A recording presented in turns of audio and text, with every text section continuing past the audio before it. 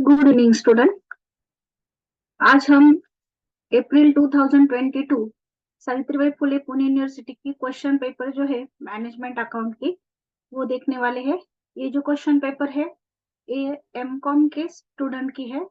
मतलब के एमकॉम के जो स्टूडेंट है part first semester first Savitribai Phule university के अंडर, तो उनके लिए ये क्वेश्चन पेपर का सॉल्यूशन है।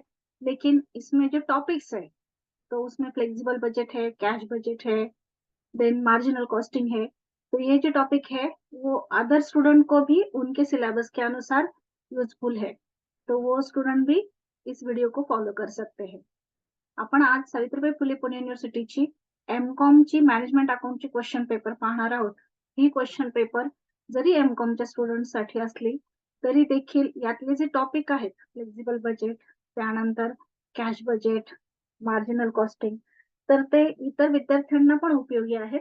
तर ते विद्यार्थी देखील ही वीडियो फॉलो करू शकतात। जो एमकॉम के स्टूडेंट है उनके लिए एक इंस्ट्रक्शन है कि उनके लिए जो इस सब्जेक्ट में टॉपिक है flexible budget, cash budget, marginal costing, तो ये तीनों टाइप की जो वीडियोस है वो ऑलरेडी हमारे चैनल पे है। आप इस वीडियो का डिस्क्रिप्शन बॉक्स देख सकते हैं या फिर चैनल के प्लेलिस्ट पर जाकर टॉपिक वाइज आप चेक कर सकते हैं। तो इस क्वेश्चन पेपर के जो प्रॉब्लम है उसका सॉल्यूशन मैं इस वीडियो में बताने वाली हूँ। जो थियरी के नोट्स है उसके लिए मैं अलग से वीडियो बनाऊंगी। तो चलिए स्टार्ट करते हैं। पहले मैं आपको पूरी क्वेश्चन पेपर दिखा देती हूँ, बाद में उसका सोल्युशन लेंगे। मी पहिल्यांदा पूर्ण क्वेश्चन पेपर दाखवते, त्यानंतर आपण सोल्युशन स्टार्ट करूया।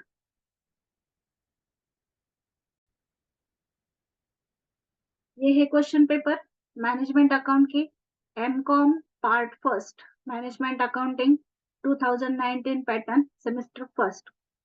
जो सब्जेक्ट कोड है वो है 101।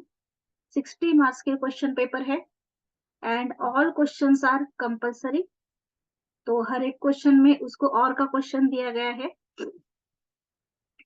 तो देखिए ये जो क्वेश्चन नंबर 1 है यहाँ पर मार्जिनल कॉस्टिंग के ऊपर क्वेश्चन पूछा गया था, advantages and disadvantages of marginal costing, 15 marks के लिए।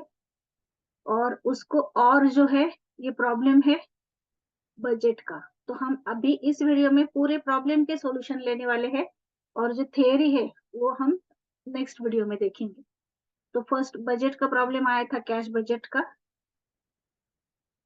देन ये सॉल्यूशन हम लेंगे, पहले मैं पूरी क्वेश्चन पेपर दिखा देती हूँ।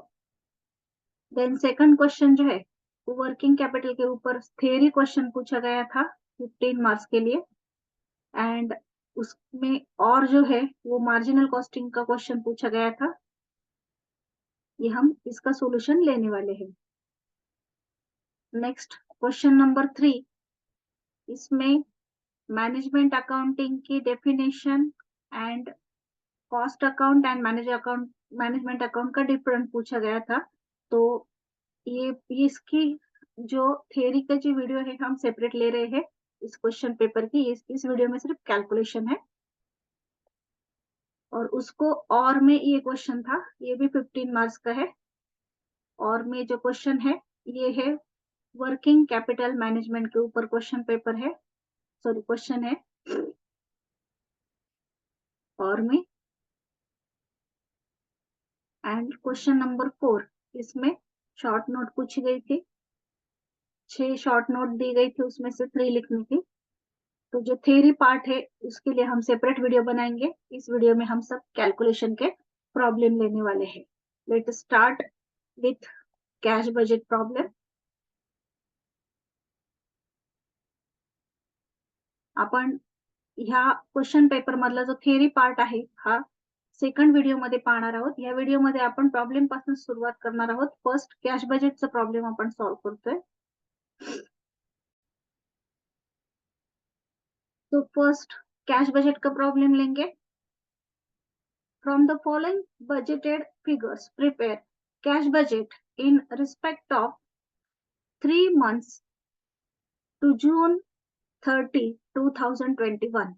3 मंथ का बजट प्रिपेयर करना है और इंफॉर्मेशन जो है वो 6 मंथ की दी गई है। उसमें है sales, material, wages and overhead. 6 महिन्याची माहिती दिलेली आहे. आपल्याला 3 महिन्याचं बजेट तयार करायचंय जून एंडिंगचं, म्हणजे एप्रिल, मे आणि जून. हम बजट प्रिपेयर करेंगे अप्रैल, मई एंड जून का. तो उसके लिए गिवन इन्फॉर्मेशन है sales, material, wages and overhead. त्यासाठी दिलेली माहिती आहे सेल्स, मटेरियल, वेजेस आणि ओव्हरहेड. एडिशनल इन्फॉर्मेशन में कैश का बैलेंस दिया गया है 20,000. ओपनिंग बैलेंस आहे कॅशचा 20,000. Material and overhead are to be paid during the month following the month of supply. यानी कि मटेरियल एंड ओवरहेड के लिए 1 मंथ का क्रेडिट पीरियड है. तो जब हम अप्रैल का बजट तैयार करेंगे तो मार्च के परचेसेस लेंगे यानी कि मटेरियल.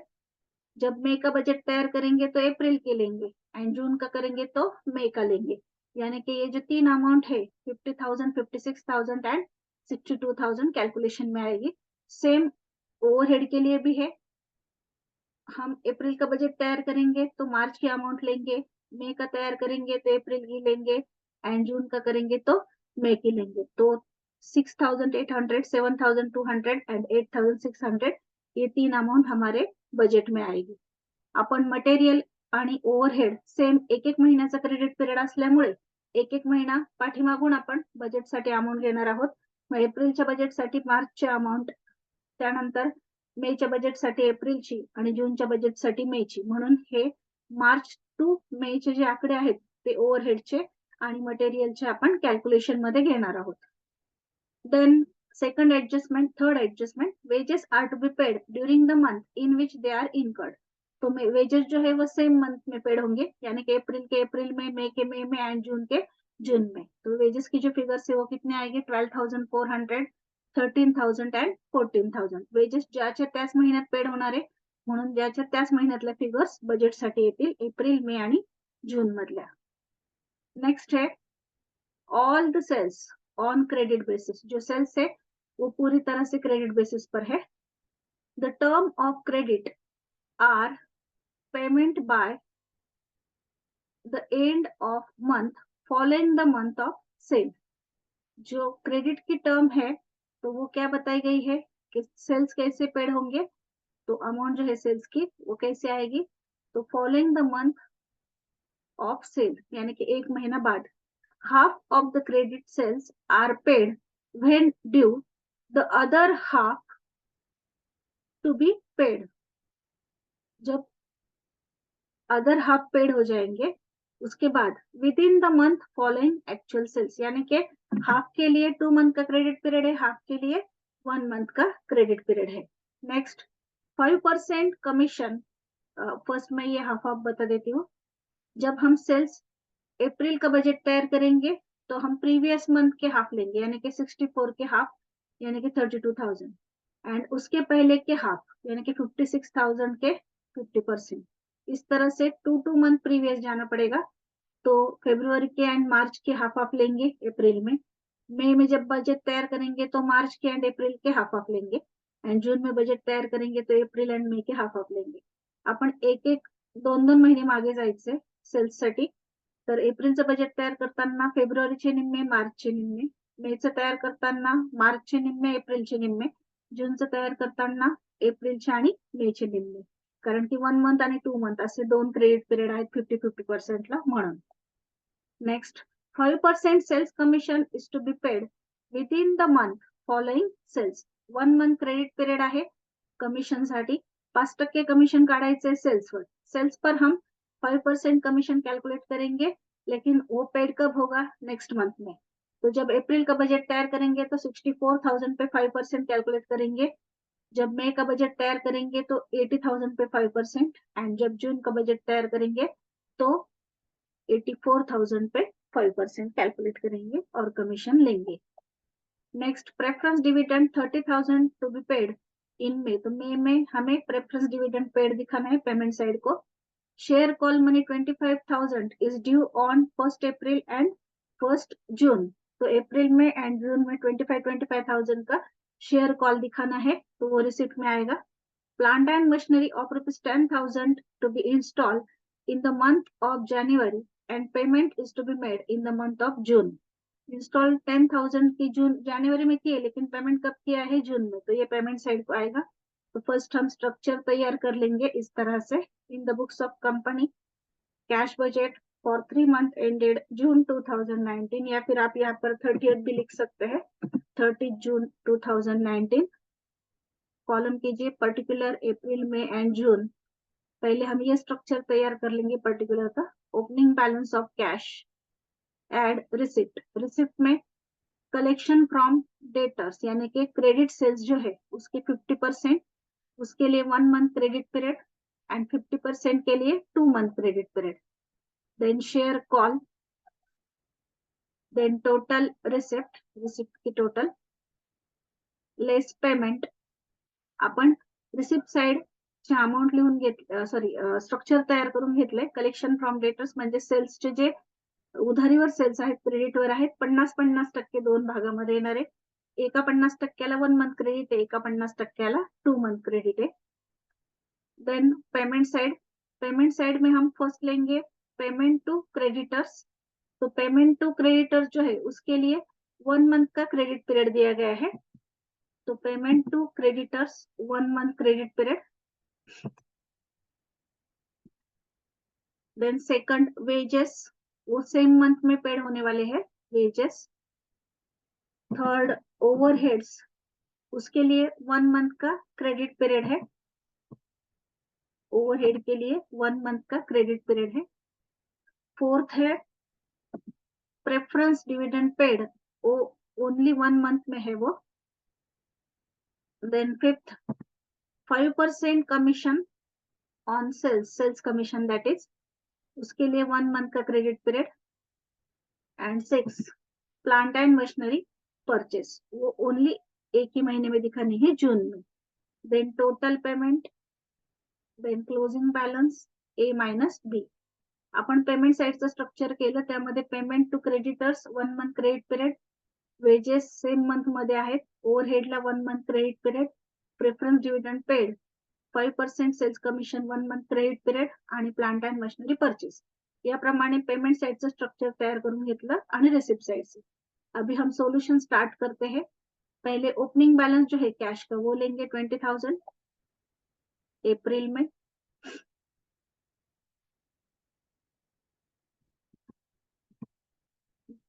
अप्रैल में कैश का बैलेंस लेंगे 20,000 ओपनिंग का।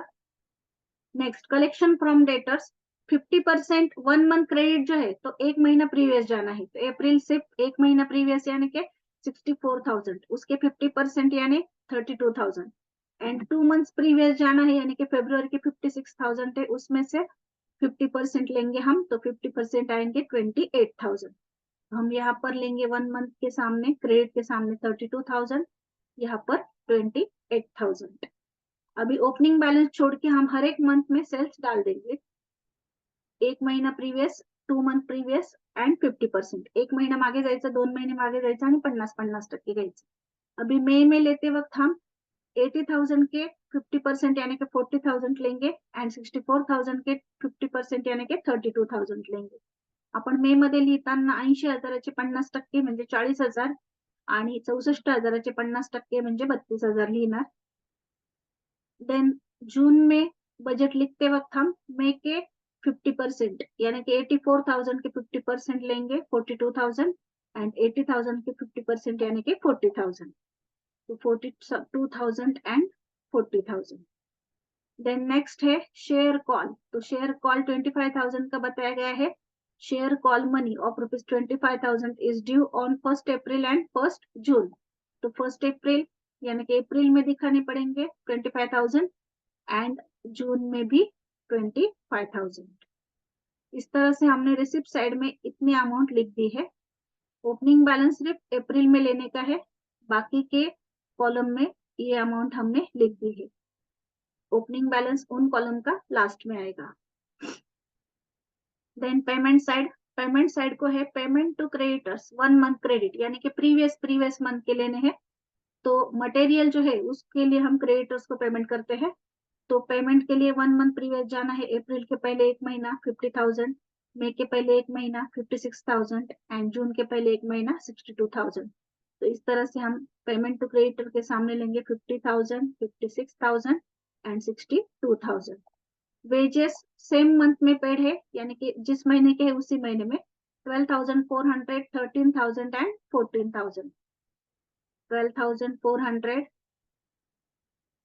13,000 and 14,000. नेक्स्ट ओव्हरहेड, उसके लिए 1 मंथ क्रेडिट पिरियड है तो 1 मंथ पीछे जाना है. ओव्हरहेडला 1 महिन्याचा क्रेडिट पिरियड आहे, 1 महिना मागचे घ्यायचे. 6,800, 7,200 आणि 8,600 and 8,600. तो ओवरहेड लीजिए 6,800, 7,200 and 8,600. देन नेक्स्ट है प्रेफरेंस डिविडेंड, तो 1 टाइम है वो, मई में 30,000, मई में लिख दीजिए 30,000. एंड सेल्स कमीशन जो है वो फॉलोइंग मंथ में पेड होगा, यानी कि प्रीवियस मंथ के सेल्स के ऊपर 5% नेक्स्ट मंथ में पेड होंगे. मागच्या महिन्याच्या सेल्सवर 5% पुढच्या महिन्यात पेड होतील. तो एप्रिल के बजेट में 64,000 पे 5% यानी कि 3,200. मई के बजेट में 80,000 पे 5% यानी कि 4,000. एंड जून के बजेट में 8,400 पे 5% यानी कि 4,200. तो हम सेल्स कमीशन लिखेंगे 3,200, 4,000 एंड 4,200. अभी टोटल करनी है, तो पहला अप्रैल का जो कॉलम है उसकी रिसिप्ट की टोटल 1,05,000. देन पेमेंट की total, sorry plant and machinery रह गई है. प्लांट एंड मशीनरी ओनली जून में दिखानी है 10,000, तो जून में दिखाइए प्लांट एंड मशीनरी 10,000. अभी अप्रैल की पेमेंट की टोटल करेंगे 50,000 प्लस 12,400 प्लस 6,800 प्लस 3,200.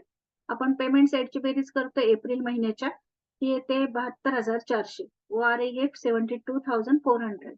तो 1,05,000 में से 72,400 माइनस कीजिए, बैलेंस आया है 32,600. ये नेक्स्ट मंथ में लीजिए, मई में 32,600. अभी मई की रिसिप्ट की टोटल कीजिए, वो आती है 1,04,600. देन पेमेंट की टोटल कीजिए 56,000 प्लस 13,000 प्लस 7,200 प्लस 30,000 प्लस 4,000, तो टोटल आती है 1,10,200. अभी 1,04,600 में से 1,10,200 माइनस करेंगे तो फिगर माइनस में आएगी -5,600. तो ओपनिंग में जून में आएगी -5,600. माइनस मध्ये फिगर आली की जून मध्ये ओपनिंगला घ्या. अभी रिसिप्ट की टोटल करते वक्त ये तीनों अमाउंट की टोटल होगी और उसमें से 5,600 माइनस होंगे. इन तीनों अमाउंट की टोटल कीजिए, उसमें से 5,600 माइनस कीजिए, टोटल आई रिसिप्ट की 1,01,400. देन पेमेंट की टोटल कीजिए, पेमेंट की टोटल आई 98,800 एंड बैलेंस आया 2,600. ये प्रॉब्लम 15 मार्क्स के लिए आया था, वेरी इजी प्रॉब्लम था. तो ये यहाँ पर कैश बजट का प्रॉब्लम कंप्लीट हुआ. अभी नेक्स्ट जो प्रॉब्लम है वो है मार्जिनल कॉस्टिंग के ऊपर. अभी ये कैसे हमें समझ में आएगा कि मार्जिनल कॉस्टिंग का प्रॉब्लम है, तो इसमें variable cost, fix expenses, selling price per unit आई है, तो ये मार्जिनल कॉस्टिंग का प्रॉब्लम है. तो अभी इसमें सॉल्यूशन कैसे तैयार करना है. हमारे पास मार्जिनल कॉस्टिंग के लिए 5 to 7 फॉर्मूलाज है. तो कौन सा फॉर्म्युला यहाँ पर यूज करना है, तो पहले प्रॉब्लेम अच्छी तरह से समझ लीजिए. आपण आधी प्रॉब्लेम व्यवस्थित समजावून घेणार, मग कळेल की कोणते फॉर्म्युले इथे वापरायचे. You are given following data for the year 2021 for a factory. Output 40,000 unit, fix expenses 2 lakh, variable cost per unit 10. Sale, यहाँ पर थोड़ी सी प्रिंटिंग मिस्टेक है, यहाँ पर सेटिंग आया है वर्ड, लेकिन ये सेलिंग है. Selling price per unit ₹20. तो ये गिवन इंफॉर्मेशन है. एंड कैलकुलेट क्या करना है, how many unit must be produce and sold in the year 2022. कितने यूनिट प्रोड्यूस करने चाहिए एंड सोल्ड करने चाहिए इन ईयर 2022 में, if it is anticipated that selling price would be reduce by 10%. अगर सेलिंग प्राइस 10% से रिड्यूस होती है, variable cost ₹12 per unit and fixed cost increase by 10%. The factory would like to make a profit in 2022 equal to that of profile in 2021। अगर profit हमें जितना 2021 में हुआ है उतना ही 2022 में अगर गेन करना है तो कितने यूनिट प्रोड्यूस करने पड़ेंगे एंड सोल्ड करने पड़ेंगे। तो यूनिट प्रोड्यूस एंड सोल्ड, तो इसके लिए आप सेल्स का फॉर्मूला यूज कर सकते हैं, लेकिन अगर आप डायरेक्टली सेल्स का फॉर्मूला यूज करेंगे तो नहीं चलेगा, क्योंकि हमें 2021 में कितना प्रॉफिट आया ये तो मालूम होना चाहिए आपल्याला। 2021 मध्ये किती प्रॉफिट झाला हे जर नाही कळलं तर आपण सेम प्रॉफिट मेंटेन करण्यासाठी किती सेल्स करावे लागतील हे काढू शकणार नाही। सो हमें पहले क्या कैलकुलेट करना पड़ेगा, तो 2021 का प्रॉफिट। तो 2021 का प्रॉफिट कैलकुलेट करने के लिए हमें प्रॉफिट का फॉर्मूला यूज करना पड़ेगा। तो प्रॉफिट का जो फॉर्मूला है हमारा हमेशा का, तो वो फॉर्मूला क्या है, तो वो फॉर्मूला है profit is equal to PV ratio into sales minus fix cost. तो वो फॉर्मूला यूज करने के लिए पीवी रेशियो चाहिए। तो हम क्या करेंगे, इस गिवन इन्फॉर्मेशन में से पहले पीवी रेशियो कॅल्क्युलेट करेंगे। आपण अगोदर पीवी रेशियो काढणार आहे, कारण की आपल्याला जर प्रॉफिट शोधायचा असेल 2021चा तर आपल्याला काय लागेल, प्रॉफिटचा फॉर्म्युला, आणि प्रॉफिटच्या फॉर्म्युल्यामध्ये काय सांगितलं जातं, पीवी रेशियो पण काढावा लागतो। म्हणून फर्स्ट आपण पीवी रेशियो काढूया। So first calculation of PV ratio. तो पीवी रेशियो का फॉर्मूला ये लिख दीजिए। हा फॉर्मूला लिहा, कारण की पर युनिट मध्ये किमती दिलेल्या आहेत। PV ratio is equal to contribution per unit upon selling price per unit into 100। So contribution per unit is equal to selling price per unit minus variable cost per unit.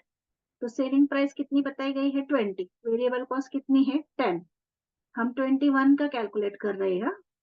यहाँ पर मैं लिख देती हूँ प्रॉफिट फॉर 2021, उसका calculation कर रहे हैं, हाईलाइट कर देती हूँ इसको। तो इसके लिए हम पीवी रेशियो कैलकुलेट कर रहे हैं। तो 20 minus 10 upon 20 into 100, PV ratio आया 50%। अभी हम प्रॉफिट का फॉर्मूला यूज करेंगे। Profit is equal to PV ratio into sales minus fix cost. तो पीवी रेशियो है 50%। सेल्स डायरेक्टली नहीं दिए गए, सेल्स कितने हैं 40,000 यूनिट है, तो यूनिट इंटू सेलिंग प्राइस करेंगे 20, 40,000 इंटू 20, तो इसीलिए मैंने डबल ब्रैकेट डाल दिया, 40,000 into 20, bracket complete, double bracket complete. Minus fix cost कितनी है 2 लाख।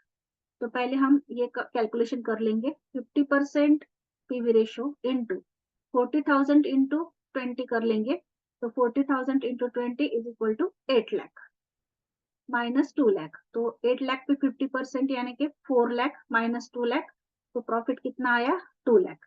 जो 2 लाख रुपीज प्रॉफिट है, तो इतना प्रॉफिट हमें नेक्स्ट ईयर में भी कैलकुलेट करना है, तो इतना ही गेन करना है 2 लाख। तो उसके लिए हमें कितने यूनिट प्रोड्यूस एंड सोल्ड करने पड़ेंगे। अभी मैं आपको डबल मेथड से बताती हूँ, लेकिन इजी जो है वो कंट्रीब्यूशन का जो फॉर्मूला है ना वो डाल के इजी है। जब आपको यूनिट पूछे जाए कितने यूनिट सोल्ड करने हैं या प्रोड्यूस करने हैं, तो आप जो सेल्स का फॉर्मूला है उसमें पीवी रेशियो के अलावा कंट्रीब्यूशन पर यूनिट डाल दीजिए, तो कैलकुलेशन इजी हो जाता है। अभी देखिए हम क्या कैलकुलेट करने वाले हैं, calculation of unit produce and sold. Calculation of unit produce and sold in year 22 to earn equal profit in 21 का जितना प्रॉफिट है उतना ही हमें 22 में कैलकुलेट करना है। तो इसके लिए कितने यूनिट सेल एंड प्रोड्यूस करने पड़ेंगे। तो अभी यहाँ पर जो एडजस्टमेंट बताई गई है उस तरह से हम कैलकुलेट कर लेंगे। तो सेलिंग प्राइस क्या हुई है reduce by 10%, variable cost 12 and fix cost increase by 10%। तो यहाँ पर वो ऍडजस्टमेंट कर लेंगे। इथे आपण ऍडजस्टमेंट करून घेऊया, सेलिंग प्राइस डिक्रीज किंवा reduce by 10%, selling price decrease और रिड्यूस बाय 10%, यानी कि 20 minus 10% is equal to 18। Then variable cost बताई गई है ₹12 per unit. Fix cost increase by 10%, यानी कि 2 lakh plus 10% is equal to 2,20,000। अभी यहाँ पर आप क्या कर सकते हैं, तो पीवी रेशियो कैलकुलेट करने के अलावा डायरेक्टली ये फॉर्मूला यूज कर सकते हैं सेल्स का, जिसके ऊपर हमें डायरेक्टली जो यूनिट सोल्ड है या फिर प्रोड्यूस है वो कैलकुलेट हम कर सकते हैं। तो यहाँ पर जो फॉर्मूला है हम ये यूज करेंगे। हमेशा हम कौन सा फॉर्मूला यूज करते हैं? हमेशा हम ये फॉर्मूला यूज करते हैं, sales is equal to fix cost plus profit upon PV ratio. अगर सेल्स कैलकुलेट करने हो तो हम क्या करते हैं? Fix cost plus profit upon PV ratio. लेकिन ये कैलकुलेशन के लिए हमें पीवी रेशियो भी कैलकुलेट करना पड़ता है। तो हम क्या कर सकते हैं? हमें यूनिट पूछे गए हैं ना, यूनिट सोल्ड एंड प्रोड्यूस। तो यूनिट के लिए हम ये फॉर्मूला यूज ना करते हुए डायरेक्टली ये फॉर्मूला यूज कर सकते हैं यूनिट के लिए। सेल्स इन ब्रैकेट यूनिट, हम क्या कैलकुलेट कर रहे हैं? यूनिट कैलकुलेट कर रहे हैं। तो sales in bracket unit is equal to, अगर सेल्स हमें यूनिट में कैलकुलेट करने हो तो ये फॉर्मूला यूज कीजिए हमेशा, fix cost plus profit upon contribution per unit. तो फिक्स कॉस्ट कितनी है? 2,20,000। प्रॉफिट कितना मेंटेन करना है? 2 लाख, जितना 21 में था उतना ही। कंट्रीब्यूशन पर यूनिट, यहाँ पर 6 कैसे आए? मैंने यहाँ पर कैलकुलेशन करके बताया है, वही कैलकुलेशन मैं नीचे भी ले लेती हूँ ताकि आपको समझ में आ जाएगा। कंट्रीब्यूशन पर यूनिट यहाँ पर पेस्ट कर देती हूँ। हाँ, contribution per unit is equal to selling price per unit minus variable cost per unit. तो सेलिंग प्राइस अभी कंडीशन में कितनी हुई है? 18, यहाँ पर है 18 एंड वेरिएबल कॉस्ट कितनी है? 12। तो 18 में से 12 माइनस कर दीजिए, वो कितना आया है? 6। तो कंट्रीब्यूशन कितना आया? 6। तो आप 2,20,000 प्लस 2 लाख डिवाइडेड बाय 6, तो 4,20,000 divided by 6 is equal to कितने आए? 70,000 यूनिट टू बी सोल्ड। अगर हमें 2 लाख रुपीज प्रॉफिट गेन करना है जितना 21 में था, तो हमें कितने यूनिट सोल्ड करने पड़ेंगे? तो 70,000 यूनिट टू बी सोल्ड। ये हमने इस फॉर्मूले से कैलकुलेट किया। कौन से? इस फॉर्मूले से। सेल्स यूनिट में निकालने हो तो क्या चेंज करना है? Fix cost plus profit upon contribution per unit. यहाँ पर हमेशा हम पीवी रेशियो लेते हैं, उसके अलावा क्या लिया? Contribution per unit. तो इजी हो जाता है, पीवी रेशियो कैलकुलेट करने की जरूरत नहीं है, ओनली कंट्रीब्यूशन कैलकुलेट करना है, फॉर्मूले में अमाउंट्स पुट करनी है एंड कैलकुलेशन करना है। तो फाइनल आंसर आया 70,000 यूनिट टू बी सोल्ड। अभी सेम कैलकुलेशन मैं आपको पीवी रेशियो से भी बताती हूँ, लेकिन आप यही फॉर्मूला जो है वो रिकॉल करके रखिए, क्योंकि ये फॉर्मूला इजी है। तो पीवी रेशियो से कैसे कैलकुलेट होता है देखिए। अभी अगर पीवी रेशियो से कैलकुलेट करना पड़ेगा तो इस तरह से पहले पीवी रेशियो कैलकुलेट करना पड़ेगा, contribution per unit upon selling price per unit into 100। फिर कंट्रीब्यूशन कैलकुलेट कीजिए, selling price per unit minus variable cost per unit, तो आया है कंट्रीब्यूशन 6। फिर हम पीवी रेशियो कैलकुलेट करेंगे, तो पीवी रेशियो के लिए 18 माइनस 12 अपॉन 18, या फिर आप डायरेक्टली लेंगे कंट्रीब्यूशन 6 अपॉन 18 इंटू 100 तो भी चलेगा। तो कैलकुलेशन करने के बाद पीवी रेशियो आया है 33.33%। तो हम वो इस तरह से लिखते हैं 33 एंड 1/3%, इसका मतलब होता है 1/3। देन सेल्स का फॉर्मूला लिखेंगे, sales is equal to fix cost plus profit upon PV ratio. तो sales is equal to 2,20,000 plus 2 lakh upon 33 and 1/3%, यानी कि 1/3। तो इसकी टोटल करके 4,20,000 अपॉन 1/3, यानी कि 4,20,000 इंटू 3 अपॉन 1। तो सेल्स आए टोटल में 12,60,000। 1 यूनिट की सेलिंग प्राइस कितनी है? 18। तो हम 12,60,000 को 18 से डिवाइड करेंगे तो कितने यूनिट सोल्ड आए? 70,000 यूनिट सोल्ड। लेकिन इसके लिए इतनी बड़ी प्रोसीजर करनी पड़ी, फर्स्ट पीवी रेशियो कैलकुलेट करो, बाद में इस तरह से फॉर्मूला लिखो, फिर से टोटल सेल्स आए उसमें पर यूनिट की कॉस्ट से डिवाइड करो एंड देन यूनिट आए। लेकिन अगर हम ये फॉर्मूला यूज करते हैं तो कैलकुलेशन जल्दी होता है। देखिए, तो हमने और में ये फॉर्मूला यूज किया है, तो इसमें ओनली इतने स्टेप्स आएंगे, इतने स्टेप में आपका प्रॉब्लम कंप्लीट हो गया। इसीलिए आप ये फॉर्मूला याद करके रखिए, और इसी फॉर्मूले से प्रॉब्लम सॉल्व कीजिए। अगर यूनिट पूछे गए तो, अगर टोटल में सेल्स पूछे गए तो आप जो ऊपर का फॉर्मूला है इस फॉर्मूले से ही कैलकुलेट कीजिए। अगर सेल्स टोटल में पूछे गए तो, यूनिट पूछे गए तो आप ये फॉर्मूला यूज कीजिए। तो मैंने ये फॉर्मूला भी यूज किया, वो भी दिया, आपको दोनों भी बताया, आपको जो इजी लगेगा वो आप फॉलो कीजिए। तुम्हाला दोन्हीपैकी जो फॉर्म्युला सोपा वाटेल तो फॉर्म्युला फॉलो करा, पण हा फॉर्म्युला सोपा आहे। जर युनिट विचारले असतील तर तुम्ही या फॉर्म्युल्याने कॅल्क्युलेशन करा आणि उत्तर काढा, आणि जर समजा टोटल मध्ये सेल्स विचारले असतील तर तुम्ही या फॉर्म्युल्याने कैलकुलेशन करा। इस तरह से हमने ये जो मार्जिनल कॉस्टिंग का प्रॉब्लम था वो सॉल्व किया। ये प्रॉब्लम है एकदम इजी था, 15 मार्क्स के लिए था। आपको प्रॉब्लम समझ में आना चाहिए कि क्या कैलकुलेट करना है। अगर वो आपको समझ में आ गया तो आप सब कैलकुलेशन इजी आपको लगेंगे और आप आसानी से कर सकेंगे। तुम्हाला जर कळालं की काय कॅल्क्युलेट करायचंय तर तुम्ही इझी कॅल्क्युलेट करू शकता। 15 मार्कांना हा प्रॉब्लेम आला होता, हा इथे पूर्ण झाला। ये प्रॉब्लम यहाँ पर कंप्लीट हुआ। फर्स्ट हमने पीवी रेशियो कैलकुलेट किया, देन हमने गिवन इंफॉर्मेशन में से देन हमने प्रॉफिट कैलकुलेट किया, तो प्रॉफिट आया 2 lakh. Then same profit calculate करने के लिए हमें कितने यूनिट सोल्ड करने पड़ेंगे ऐसा पूछा था, तो पहले जो कंडीशंस थी वो कंडीशन डाल ली। Then contribution per unit calculate किया, ये फॉर्मूला यूज किया हमने डायरेक्ट, आप यही रिमाइंड कीजिए। देन कंट्रीब्यूशन कैलकुलेट किया, देन फॉर्मूले में अमाउंट डाल के कैलकुलेशन किया, तो कितने यूनिट सोल्ड करने पड़ेंगे, 70,000 unit to be sold. Next problem है वो है वर्किंग कैपिटल के ऊपर। तो वर्किंग कैपिटल के ऊपर प्रॉब्लम है, वर्किंग कैपिटल मैनेजमेंट के ऊपर।